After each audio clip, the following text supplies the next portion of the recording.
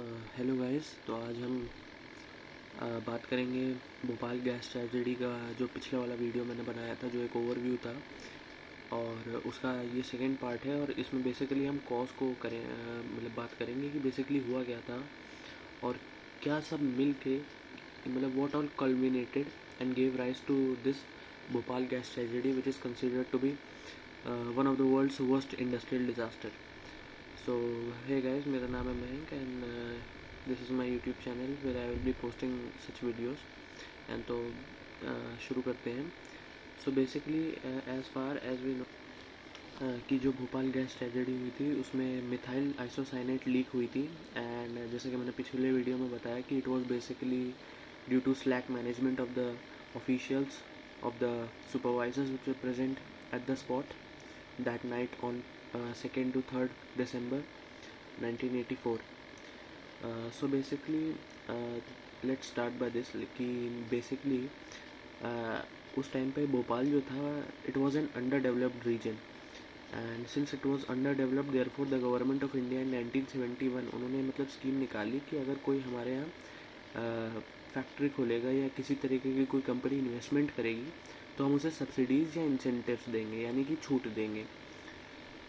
ठीक है, तो फिर ये इसके चलते उन्होंने एक बैकवर्ड एरिया इन्वेस्टमेंट अलाउंस निकाली, जिसके चलते सब्सिडीज़ दी जाएंगी कंपनी को अगर वो अपनी फैक्ट्री या किसी टाइप का इन्वेस्टमेंट, यानी कोई अपनी एक तरीके से आप समझ लो अगर वो अपनी दुकान खोलती हैं।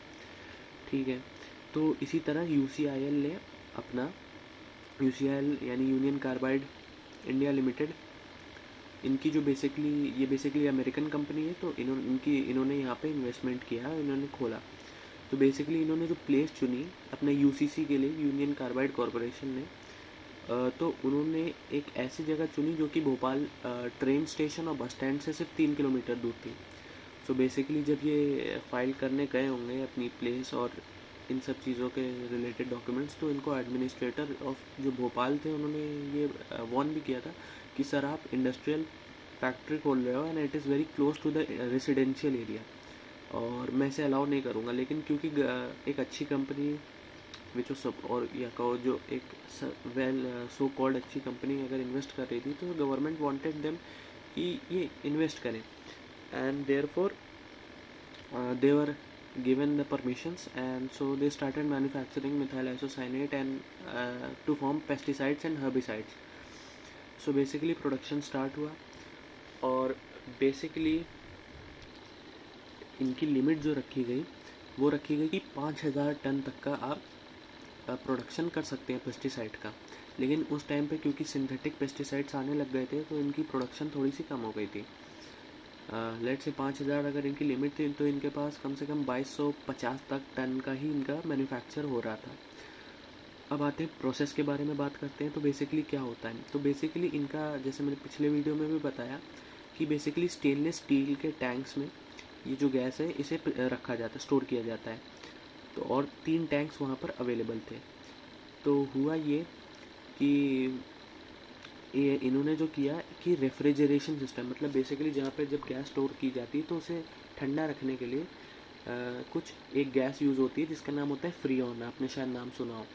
तो बेसिकली ये फ्रीऑन गैस जो थी, इन्होंने क्या किया, इन्होंने ये रेफ्रिजरेशन सिस्टम इनका ख़राब हो गया था तो इन्होंने बंद कर दिया 1982 में जनवरी में, यानी 2 साल पहले।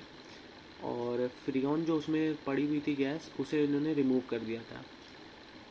ठीक है, अब इनका रेफ्रिजरेशन सिस्टम ख़त्म हो गया तो बेसिकली जो इनका यूनियन कार्बाइड के रेगुलेटरी और सेफ्टी मेजर्स थे उसके अकॉर्डिंग इन्हें रेफ्रिजरेशन के चलते जो टेम्परेचर था वो 0 डिग्री सेंटीग्रेड तक का इनको मेजर मतलब मेंटेन करना था। और अब इन्होंने क्या किया कि अच्छा, उस रेफ्रिजरेशन सिस्टम में एक अलार्म सिस्टम भी रहता है कि अगर 11 सेंटीग्रेड से आगे गई या 11 सेल्सियस आप कह लो, उसमें से अगर आगे गई टेम्परेचर कंटेनर का या टैंक का तो अलार्म बजेगा। तो इन्होंने क्या किया, वो अलार्म भी बंद कर दिया क्योंकि इनको मालूम था कि हमने रेफ्रिजरेशन सिस्टम बंद कर दिया है तो टेम्परेचर तो ज़्यादा जाएगा ही। अच्छा, अब इसे आप स्लैक मैनेजमेंट कह सकते हो। तो बेसिकली जो एडवाइस किया गया था कि टैंक का टेम्परेचर 15 डिग्री सेंटीग्रेड से ज़्यादा का नहीं होना चाहिए। और जब इन्होंने रेफ्रिजरेशन सिस्टम बंद कर दिया तो उसके चलते इनका जो नॉर्मल टेम्परेचर था वो 15 डिग्री सेंटीग्रेड से लेके 40 डिग्री सेंटीग्रेड के बीच में ऑसिलेट कर रहा था, which was quite like being careless on the part. So basically इसके चलते इन्होंने क्या किया, इन्होंने 26 नवंबर 1984 में इन्होंने जब अपना निकालना चाहा कि हम पंप करते हैं अपनी मिथाइल आइसोसाइनेट को 610 टैंक से, तो इन्होंने मतलब जब अगर गैस निकालनी होती है तो वो नाइट्रोजन को अंदर पंप करते हैं उस टैंक में। तो उन्होंने पंप किया लेकिन कुछ उनको रिजल्ट मिला नहीं और वो फेल हो गया।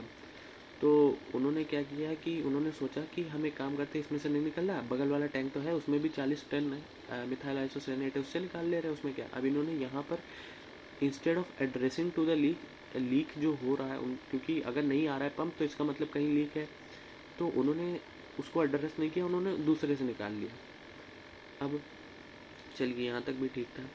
अब इन्होंने फिर 2 दिसंबर के लेट आवर्स जब थे, यानी रात थी, तो इन्होंने क्या किया, इन्होंने सोचा, जो सुपरवाइज़र थे वहाँ के, जो 2 हफ्ते पहले ही आए थे, उन्होंने सोचा कि उनको लगा कि मतलब जो लाइन्स है जहाँ पे मतलब मिथाइल आइसोसाइनेट बनती है, जिस पाइप्स के थ्रू जाती है उसमें शायद ब्लॉकेज है, उनको शायद अपने उसमें लगा हो। तो उन्होंने कहा कि हम इसकी वॉशिंग कराते हैं, यानी पंप कराते हैं, अगर कोई ब्लॉकेज होगा तो उसी के साथ निकल जाएगा। तो बेसिकली तो ये स्टीम बॉयलर्स के थ्रू होता है, लेकिन इनके स्टीम बॉयलर्स भी ख़राब रखे हुए थे, जिसे इन्होंने डिसकनेक्ट करके रख दिया था। तो इन्होंने पंप किया वाटर। तो जैसे इन्होंने वाटर पंप किया तो इन्होंने पाया कि क्लॉग थे, मतलब ब्लॉकेज था। तो इन्होंने क्या, तो जो सुपरवाइज़र को वर्कर्स ने इन्फॉर्म किया, तो सुपरवाइज़र ने कहा ठीक है 20 मिनट तक चाय पानी नाश्ता कर लो अपना, और उसके बाद फिर से करेंगे, रीवॉश करेंगे हम इसको। तो उसमें क्या हुआ, अब जैसे भी जब कभी ये वॉशिंग होती है तो उन्हें एक स्लिप ब्लाइंड, एक इक्विपमेंट का नाम होता है, आप गूगल पे सर्च कर सकते हो कि ये जो स्लिप ब्लाइंड है इसे उन्हें लगाना पड़ता है, ताकि अगर पानी वॉश हो रहा है, जैसे पानी पाइप में डाला गया है और वॉश हो रहा है, तो पाइप कहीं कंटेनर में न चला जाए, इसलिए उसको प्रिवेंट करने के लिए ये स्लिप ब्लाइंड लगाया जाता है, जो उन्होंने नहीं लगाया। और इसके चलते पानी टैंक में चला गया, और क्योंकि पानी टैंक में गया तो उसके चलते जो ये पाइप्स होते हैं ये नॉन स्टेनलेस स्टील के थे, जिनकी वजह से आयरन भी जो था वो भी साथ में पानी के साथ टैंक में चला गया। तो जब तक इनका, अच्छा अब आप कहोगे कि क्या मैं क्या कि तुम इतना सब बता रहे हो, ऐसा हो गया वैसा हो गया, तो क्या कोई सेफ्टी में सिस्टम्स नहीं थे? नहीं, सेफ्टी सिस्टम्स थे, 3 सेफ्टी सिस्टम्स थे। एक होता है वेंट स्क्रबर, कि अगर गैस लीक हो जाए तो ये क्या करता है, ये कंटिन्यूसली ये जो है, इसका काम होता है एल्कली को स्प्रे करना, ताकि जो हमारी गैस है वो न्यूट्रलाइज हो जाए। अब इनका जो ये वेंट स्क्रबर था ये इनका ख़राब पड़ा हुआ था, इन्होंने सॉरी फिर से गलत बोल गया मैं, ख़राब नहीं पड़ा हुआ था, इन्होंने बंद कर रखा था। इन्होंने सोचा कि कुछ इसका यूज़ तो है नहीं, तो मैन्युफैक्चरिंग की कॉस्ट भी ज़्यादा पैसे लग रहे हैं इसमें, इसको रखने में, मेंटेन करने में, तो एक काम करते हैं इसको बंद कर देते हैं, वैसे भी कौन सा भी कुछ बवाल होने वाला है या कोई डिज़ास्टर होने वाला है, ऐसे कुछ तो है नहीं। तो इन्होंने थोड़े महीने पहले, शायद मई में, इन्होंने बंद कर दिया था। अच्छा, तो चलो वो नहीं, तो अब उसका एक और प्रोटेक्शन था कि अगर वेंट स्क्रबर से गैस पास हो जाती है, कुछ बर्न हो जाती है और कुछ रह जाती है, मतलब कुछ न्यूट्रलाइज हो जाती है और कुछ बच जाती है, तो उसके थ्रू वो एक फ्लेयर टावर में जाती है। अब फ्लेयर टावर में क्या होता है कि फ्लेयर टावर में जो रिमेनिंग गैस पार्टिकल्स होते हैं उन्हें बर्न कर दिया जाता है, ताकि पूरी की पूरी गैस बंद हो जाए। लेकिन इनका फ्लेयर टावर भी ख़राब पड़ा हुआ था। अब आप सोच सकते हो कि मतलब किस तरीके की, मतलब स्लैक मैनेजमेंट या आप लेज़ी एटीट्यूड या रिएक्टिव, मतलब ये बेसिकली रिएक्टिव फोकस्ड है कि मतलब जब कुछ हो जाए उसके बाद हम रिस्पॉन्स करेंगे, ना कि प्रोएक्टिव। ठीक, तो ये हो गया। तो जब तक इनका टी ब्रेक ख़त्म हुआ तब तक पानी उसमें घुस चुका था टैंक में, और क्योंकि पानी और इन सब चीज़ों के चलने की वजह से एक एक्सोथर्मिक रिएक्शन को वो लीड हो गई।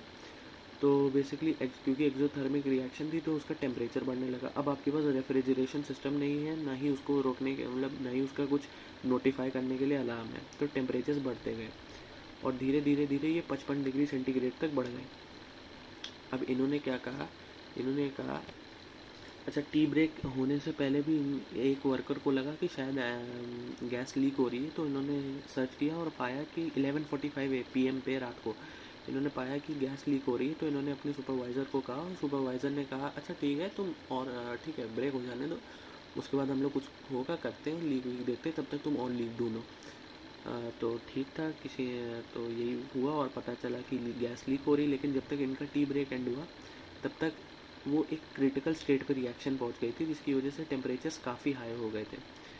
और इसी के चलते जब MIC वाटर के साथ रिएक्ट करता है तो वो वायलेंटली मतलब रिएक्ट करता है, और जो बेसिकली वो थे हमारे कॉन्टेमिनेंट्स, यानी कि जैसे आयरन वायरन, रस्टेड आयरन, उसके चलते वो और एक्सेलरेट हो गई ये बेसिकली, और वो जाके पॉलीमराइजेशन रिएक्शन करने लगा MIC के साथ। तो बेसिकली आप समझ सकते हो कि उसके अंदर प्रेशर काफ़ी ज़्यादा बढ़ गया होगा, और उसी के थ्रू फ्लेयर टावर से गैस निकलने लग गई। और विद इन 60 मिनट्स जो गैस 30 टन, उसमें 42 टन्स थी और 30 टन लीक हो गई विद इन 60 मिनट्स। और बेसिकली उस टाइम पे जो विंड भी थी वो भी इनका फेवरेबल नहीं थी, यानी कि वो भी भोपाल की तरफ फ्लाई कर रही थी साउथ ईस्टर्ली डायरेक्शन में।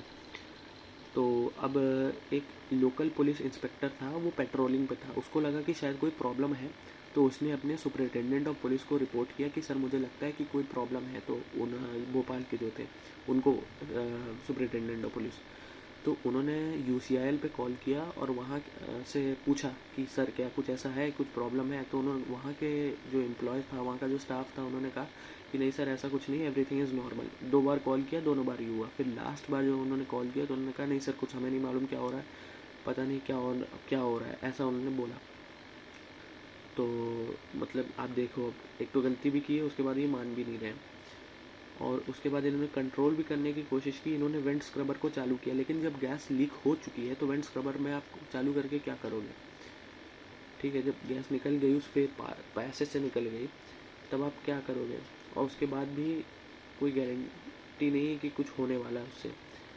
मतलब वेंट स्क्रबर तभी के लिए है ना कि जब गैस को प्रिवेंट कर दिया जा सके। वो चली गई तो उससे कैसे रोक सकते हो, जो वो एटमॉस्फेयर में ही विद इन 45 to 60 मिनट्स में जाके घुल गई। सो बेसिकली ये हुआ।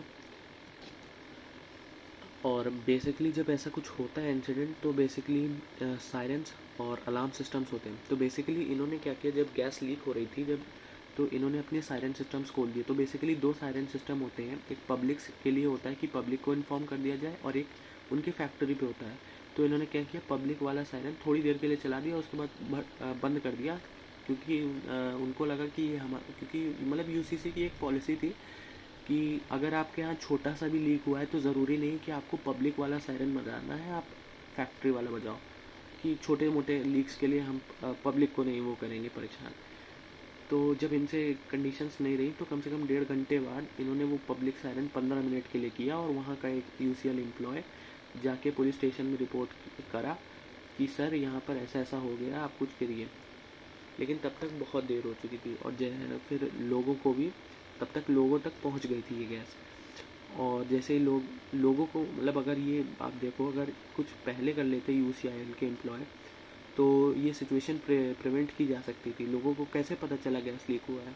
उन्होंने जब गैस इनहेल की, जब उनको एक लंग्स में उनके एक बर्निंग सेंसेशन फील हुआ, जब उनको कफिंग स्टार्ट हुई, आई इरिटेशन हुआ, ब्रीदिंग में प्रॉब्लम्स होने लगी, वॉमिटिंग होने लगी, तब उनको ये फील हुआ। ना कि अगर कोई पहले से मतलब फर्स्ट हैंड उनके कुछ मिल जाता प्रॉब्लम।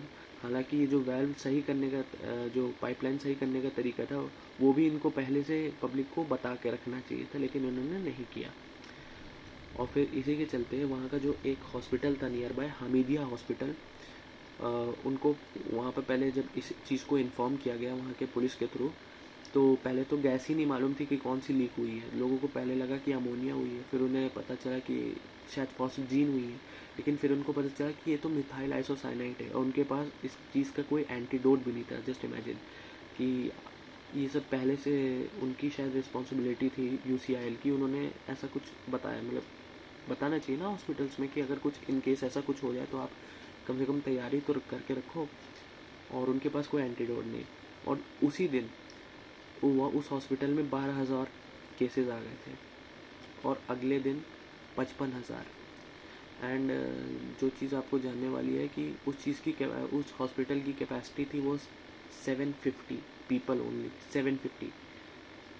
कहाँ उधर आप क्या 5 डिजिट के नंबर और यहाँ पे सिर्फ 750,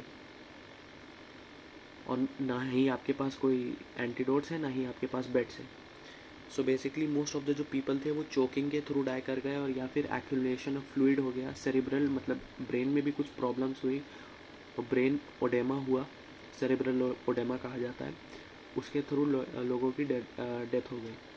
और उसी के चलते जो बेसिकली इसका ये भी इफ़ेक्ट था कि जो बेसिकली बर्थ्स हुए, जो मतलब बेसिकली 2 तरीके के बर्थ मतलब हुए कि या तो जो बच्चे पैदा हुए दे डाइड, और कि प्री मेच्योर डेथ्स हो गई बच्चों की, कि प्री बर्थ डेथ्स हो गई। और इसका जो रेट था डेथ रेट था, they went up to 200 to 300% high. So basically Warren Anderson, who was the CEO, he along with his team came back to India as soon as possible, and like the factory was shut down, which even led to further confusion. And I think that's for today. And as far as बाकी का जो है कि court proceedings क्या हुई, लोगों के protest कैसे थे, और क्या कुछ मतलब बेसिकली और फर्दर की एटमॉस्फेयर और लोगों के लॉन्ग टर्म इफ़ेक्ट्स क्या थे, वो मैं कल की वीडियो में कवर करूँगा। और आई थिंक कि वो लास्ट वीडियो होगी सीरीज़ की भोपाल गैस ट्रेजेडी के, और आई थिंक ये वीडियो काफ़ी लंबा हो गया है, so I will be ending it. So this was it guys, और if you like this video give it a thumbs up, comment, अगर कुछ आपको कहना हो, डिसलाइक करना हो डिसलाइक कर दो, लाइक करना हो लाइक कर दो। If you want to know on such topics, I will be posting such videos, so please hit that subscribe button and also the bell icon if you want to get notified. And I think that's all. Please do tell me in the comment section how was the video, and I think it was informative. Tell me if I could explain you all that.